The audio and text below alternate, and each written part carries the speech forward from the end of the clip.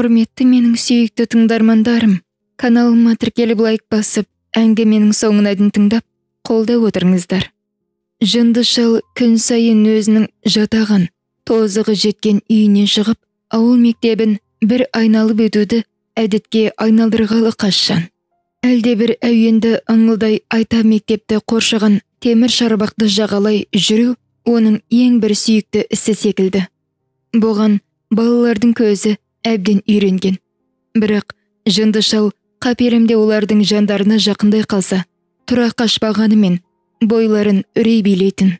Балалар бір адамға зияны тиіп көрмеген, оғаш қылығы жоқ. Сол бір мүсәпір жаннан не үшін қорқатындарын өздері де білмейді. Әйтеуір одан бойларын аулақ салады. Бәлкім кезінде әке-шешелерінің өздерін жұбату үшін жынды шалдың есімін алға тартып, жыны жұғып кетеді деп қорқытып айтқан сөздерінен оның жағымсыз бейнесі көкейлерінде жатталып қалғаннан болар.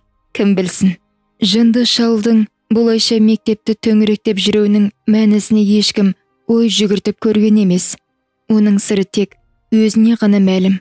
Бір топ бала мектеп ауласының сыртында әрнені сөз етіп, шүйіркелесіп тұрғанда, қастарына тақап қалған жынды шалды байқады да, оған үдірейе қарасты. Іле олар әлгі жан өздерінен ұзаңқырай түскенде, оны өзара келемеждеп, мазаққа айналдырып, жетісіп қалды. Осы сәтте топ ішіндегі Мұраттың көңілі пәсейіп, ішкі әлемін ауыр зіл басып, өңі күреңітіп кетті. Мұны аңғара қойған серіктері әлгі қылықтарынан саппа тыйылып, үндерін өшірді. Мұрат ауланы қоршаған шарбақтың есігін аяқ ұшымен түртіп ашып аулаға кірді. Аула жым-жырт. Ол үнсіз тұрды да там көлеңкесіне төселген алашаның үстіне шалқасына жатып, көгілдір аспанға ұзақ қарады. Әлденеге күйінгенде жұдырығымен алашаның шаңын шығара түйгіштеп қояды. Оның көз алдында бет аузын түк басқан жынды шалдың бейнесі тұрып алды. Мұрат әлгі адаммен көшеде кездесе қалса, бәз біреулер секілді. Оған үрейлене қарамай жанынан жайбарақат өте шығатын. Екеуі бір-бірімен ұшыраса қалған сәттерде, жынды шалдың қой көздері күлімдеп, бұған тесіле қарап, бұл қасынан ұзап кеткенше соңынан көзін алмайтын. Мұрат осындайда ту сыртынан қадалған көздің әсерінен өзінен өзі абыржып, әбігерленетін. Оның ойын, «Әй Мұрат, түскі шайыңды іш», деген апасының даусы бөліп жіберді. Ол дастархан шетіне сүлесоқ келіп жайғасты. Төрде көкесі Төлен, одан төменірек ағасы Есім мен әпкесі Гүлсім, екі иіннен демалған самаурының жанында шай құйып апасы отыр. Ол бірер кесе шай ішті де іле тысқа шықты. Ішкі әлемін әлдебір зілмауыр сезім жаншып, езіп бара жатқандай. Ол аулада аз кем кідірді де, сәлден кейін асығыс түрде, шарбақтан аттап өтіп, ауылдың күншығыс жағындағы қаңсыған тастаққа қарай жүгіре жөнелді. Суды егістікке бұрып жібергендіктен қаңырсып, күнге күйіп жатқан тастаққа не үшін келгенін өзі де білмейді. Осы арада біраз тұрды. Күн шығыс жақтан жалғыз қарайған көрінді. Беймәлім қарайған. Сол атты адам болып шықты. Мұрат оған қарама қарсы жүрді. Арадағы қашықтық қысқара түскенде, әлгі Салтаттының ауылдағы беделді қариялардың бірі Әжібай ата екенін таныды. Жұрттың бәрі Әжібайға шал деген сөзді қосып айтады. Бетпе-бет кездесе қалса, сыртынан Әжібай шал дейтіндер дереу ата немесе көке деп елпен қағады. «Ассаламағалейкум ата». «Уағалейкум ассалам». «Оу, Мұратпысың? Айдалада не ғып жүрсің?» «Жай әншейін». «Әншейін адам жүре ме?» «Жай, ой сен, жай жүрген адамға ұқсамайсың ғой. Көзің шүңірейіп, екі жағың суалып тым жүдеп кетіпсің. Әлде біреу ренжітті ме?» «Ешкім ренжіткен жоқ, жай тек бір нәрсеге көзім жетпей жүргені. Соны сізден сұрасам қалай болады?» «Білемін, сізде мені баласынып мардымды жауап бермессіз. Дегенмен сұрап көрейін. Білдей 7-ші сыныпта оқитын сені бала деп кім айтты?» Кезінде сен сияқты 14-15-ке толғандар келіншек алып отбасын асыраған, елін жаудан қорғаған. Жарайды, шамам келсе сұрағыңа жауап берейін. Ата, кезінде біздің ауылдың бас жағындағы ана бір жайдақтамда тұрғанымыз есімде, деді Мұрат әлгі там жақты қолмен нұсқай көрсетіп.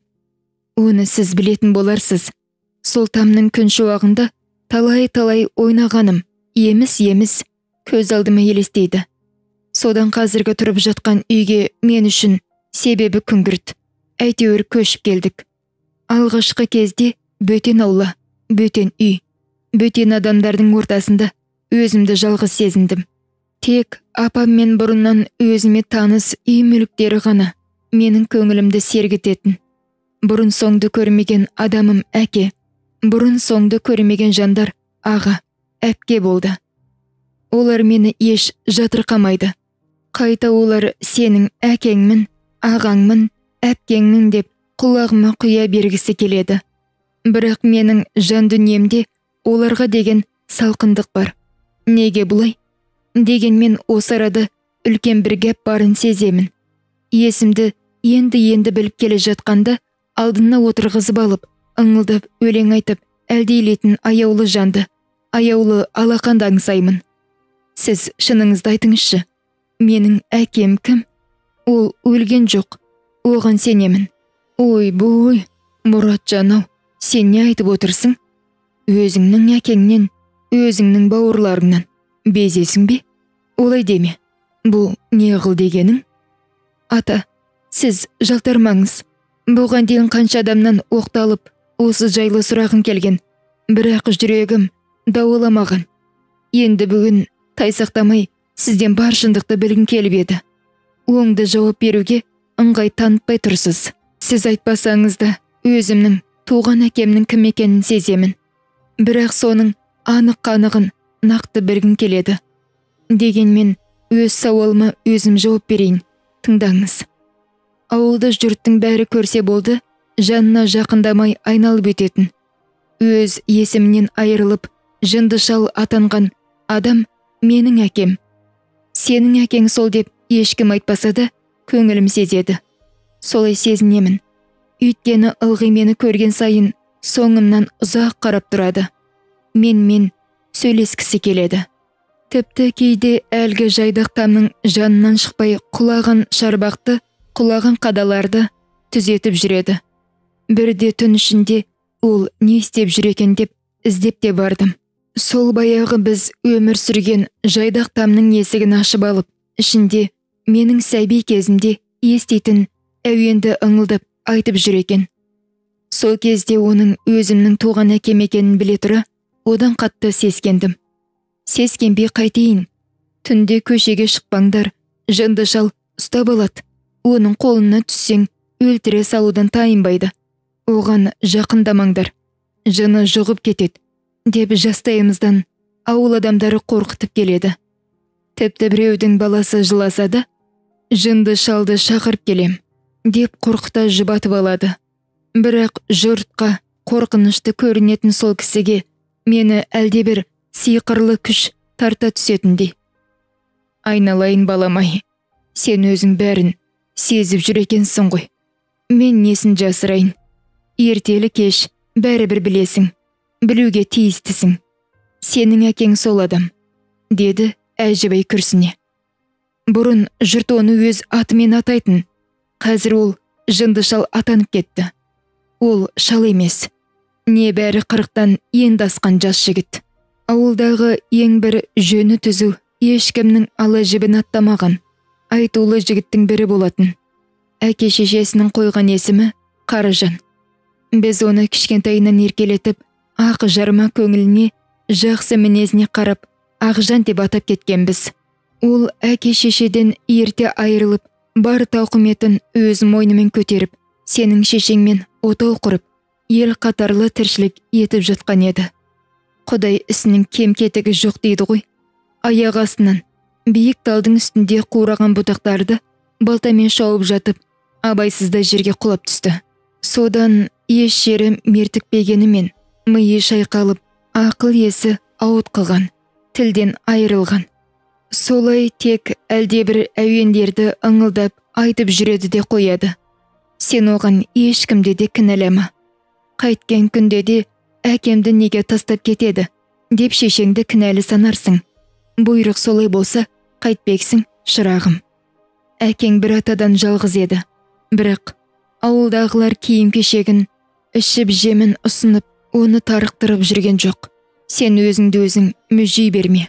Бар өмірің, бар қызығың алды. Әлден сары ойымға салынсаң, жас өміріңді өзің ақ бұғаулап тастайсың. Саған одан пайда жоқ. Менің айтарым осы. Осы арада Мұрат Әжібайдың сөзінен өзінің фамилиясы мен әкесінің құжаттағы есімі бауырлары есім мен Гүлсімдікінен бөлек болуының нақты себебін білді.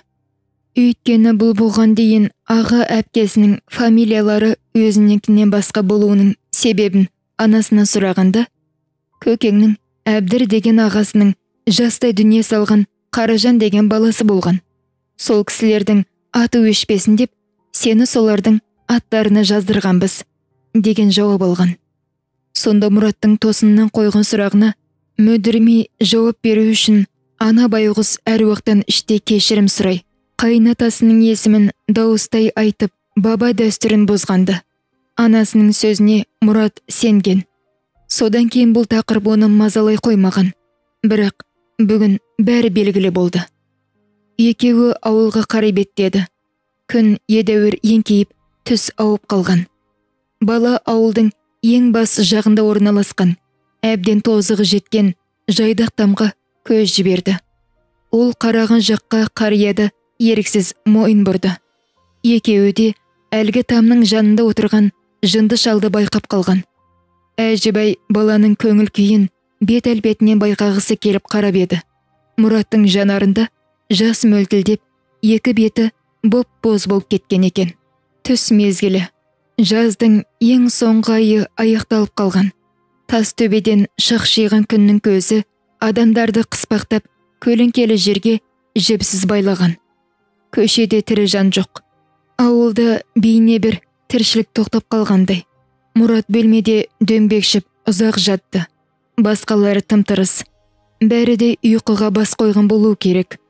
Ол уақыт өткізу үшін кітап оқымақшы болып, сөреге жақындай бергенде, есігі ашық тұрған көрші бөлмеден көкесі мен апасының өзірі әңгімесін құлағы шалды. Шешесінің даусы жалынышты шығып жатқан секілді. Ақша жоқ емес қой, ең болмаса әкесінің бір айлық жәрдемақысын қисаңшы. Мектепке киіп жүрген киімі алқам-салқам. Бір сыпыра киімін бүтіндеп берейік. Сен не? Мен оның киімі бүтін жүрген қаламайды дейсің бе? Алым-жұлым болып жүрген жоқ қой. Былтырғы киімдерін киіп бара берсін. Киімдері тым жарамай бара жатса, көрерміз. Қалтаңа 5-10 тиын түссе дереу балаңның үстіне жапсырғың келеді. Анау екеуі саған бала емес пе? Мен оларды балам емес деп тұрғаным жоқ. Сен үйтіп бұра тартпа. Бұрыс сөйлеп тұрған мен бе, сен бе? Әкеңнің аузы сенің көзіңнің еті өсейін деген екен. Мұрат қабырғаның арғы жағында болып жатқан дау-дамайды естігісі келмей, құлағын екі қолмен бастады, аяғының дыбысын сездірер-сездірмес сыртқа зыта жөнелді. Шырылдаған шешесін іштей аяп барады. Ол сыртқа шыққан бетте көшені өрлей жүгіре жөнелді. Өкпесі өшіп, ентіккен күйде қатар тігілген қара талдардың көлеңкесіне жете бірақ тоқтады. Басы айналып барады. Үй ішіндегі жанжалды дауыс құлағында жаңғырып тұрып алды. Сәл ентігін басқан соң есін жиып, өзі жиі ойлайтын, жиі төңіректейтін әлгі жайдақ тамға қарай жүрді. Үйді бір айналып өтті де, оның тау жағындағы терезесінен ішіне үңілді. Іштегі қараң көлеңкеден ештеңе көрінер емес. Там ішіне кірмекші болып, есікті сәл сығырайта ашты. Ары қарай батылы жетпей тұрып қалды. Әлде бір үн құлағына кіре бер, өзіңнің үйің ғой, деп сыбырлағандай. Міне, ол табалдырықтан аттады. Бір адым, екінші адым, жарықтан бірден қараңғы жерге кіргендіктен алғашқыда көзі үйрене қоймады. қырсыққанда есікте қайта жабылып қалғаны. Іле сәл-пәл көзі үйренейін деді. Іште біреу бар секілді. Өйткені пысылдай тыныс алуы естіліп тұр. Тұла бойын қорқыныш биледі. Әне, біреу бар. Бәсе, пысылдап демалысы анық естіліп тұр. Ол өзі тұрған дәліздің 4 қабырғасын анық көрді де, кейін 2 адым қайта шегініп, есікті айқара ашты. Үй іші жап-жарық болып кетті. Төргі бөлмеде жатқан жынды шал біреудің келген біліп, орнынан көтерілді де дәлізге шықты. Олар бір-бірімен бетпе-бет келіп қалды. Өздерінің әкелі балалы жандар екенін білетін бұлар бір-бірімен іштей ұғысқандай болды. Жынды шал Қаражан өз перзентіне мейірлене қарап қалған. Алғашқыда бойында пайда болған сескену сезімінен арылған Мұрат қимылсыз тұр. Жан дүниесі аласапыран. Әкесі екеуінің өмірін бір арнада тоғыстырмай, 2 жағалауға лақтыр тастаған. Бірақ өздерін жиі жолықтырып жанды қинаған тағдырына Мұрат лағнет, қарғыс айта қоймады. Бала әкесіне қолын созып амандасты. Әкесі ұлының қолын жіберместен өзіне тартты. Мұрат әкесінің кезінде өзін әлдилеген алақанының жылуын сезініп, денесі тоқ жүргендей дірілдеп барып, іле рахат бір ләззатқа бөленгендей болды. Кенет Мұрат әкесінің белінен құшақтай алды. Көзден аққан кермек жас ерініне құйылып жұтына берді. Олар құшақтасқан күйі ұзақ тұрды. Осы уақытта бала, бұл кездесуден кейін әкемнің ақыл есі өз қалпына келер деп үміттенді де. Екеуінің құшағы ажырады. Жынды шал қайтадан ішкі бөлмеге кіріп кетті. Бала тұрған жерінде қаққан қазықтай қалшиды да қалды. Оқушылардың сабағы басталғанына 1 айдай уақыт болып қалған. Бүгін 7-ші сыныпқа ең соңғы сабақ дене шынықтыру. Мұғалім топтанып тұрған оқушыларға қарай қолындағы допты лақтырып жіберді де. Сабақ аяқталған соң үйлеріне тараңдар, деп кетті де қалды. Мұғалімнен құтылып, өз еріктері өздеріне тиген балалар алаңның шаңын төбеге көтеріп, доп қуды да кетті. Ұл балалардың екпініне ілесе алмаған қыздар топ-топқа бөлініп, өздерімен өздері қалды. Мұрат ыстық күнде ала өкпе болып жүгіргенді дұрыс көрмей, қақпаға тұрған. Әзірге қарсыластар жағы осалдау шығып, доп қарсы беттегі қақпаның алдынан кетер емес. Сол кезде ер балалардың ойынын қызықтап, алаңсыз тұрған қыздар иірілді де қалды. Бәрі де шошынған түрде мектепке қарай жылыстай бастады. Мұрат әлденеден қысылғандай қолымен жер шұқылап, жүзін төмен салды. Қыздардың үрейленуі жынды шалдың келіп қалғанынан тын. Ұлдар жағы жынды шалды елер емес. Мұраттың еңсесі түсті де кетті. Осы кезде қарсылас жақтың тепкен добы қақпаға сүңгіп, Мұрат қапы қалды. Сыныптағы батылдау сөйлейтін Қабыл: «Ей әкеңнің, ана жынды әкеңді көріп, есіңнен айырылдың ба? Көзіне қарамайсың ба? Бар, соңынан еріп кет», деп жеки сөйледі. Бұрын ешкімнен мұндай сөзді естіп көрмеген Мұрат шыдай алмай Қабылға тұра ұмтылды. Бірақ екеуінің жағы ұстасуына өзгелер жібермей қалды. Қабылдың ойда жоқта айтқан сөзі Мұратты есеңгіретіп жібергендей. Ол мектеп ауласын тастап шығып кетті. Жынды шал Қаражанның дәл сол күні мына жарық дүниедегі жалғыз жақыны баласын соңғы рет көріп, онымен сырттай болса да қоштасу үшін ішкі әлсіз түйсігінің итермелеуімен мектепке барғанын ешкім білген жоқ. Осы күні кешкісін жынды шал дүниеден қайтты. Ол өз үйінің көшеге қараған қабырғасына сүйеніп отырған күйі қимылсыз қалыпты. Мәңгілікке. Көргендердің айтуынша, жынды шал сол сәттерде анада жерден өтіп бара жатқан адамдарды қол бұлғап, өзіне шақырумен болыпты. Ешкім бара қоймаған. Ол не айтқысы келді екен? Ертесіне Мұрат сабақ үстінде көңілсіз отырды.